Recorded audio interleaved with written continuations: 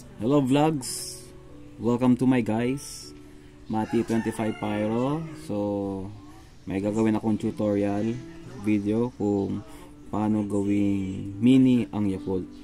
So babawasan natin itong Yakult na container, gawin natin na maliit ang itsura.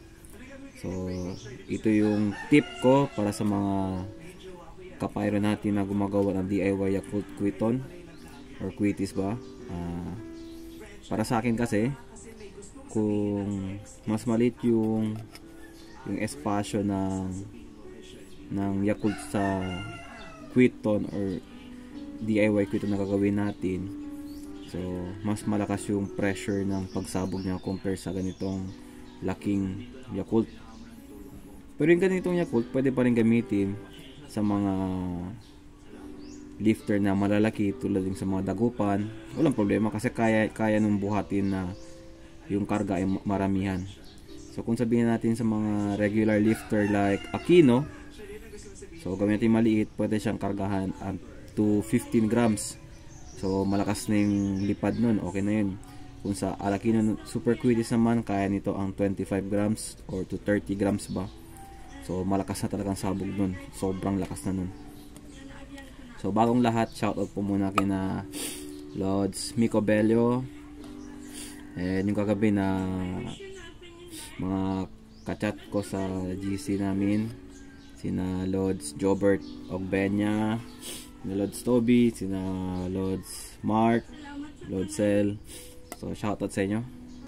So ganito lang ang gagawin ko mga Lods, tingnan nyo, no? So cutter lang gamitin ko. Dito, banda, dito ko babawasan.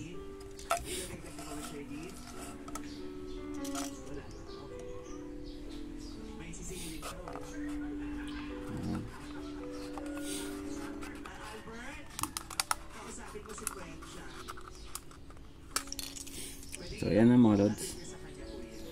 So, sana nakikita nyo. May sobra pa konti sa taas. So dapat ganyan, may maiwan pa konti. Kasi kung walang maiwan ganyan, hindi po papasok itong naiwan dito sa kanya. Kailangan meron pang naiwan konti sa taas. Ayan. And then dito, gagawin natin, babawasan pa natin to. Ito, babawasan natin to. So ang gagawin ko, ikakat ko lang ito sa gitna.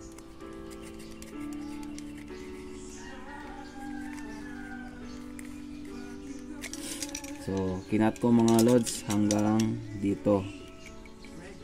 Dito. Hanggang dito, ikakat. Kita nyo?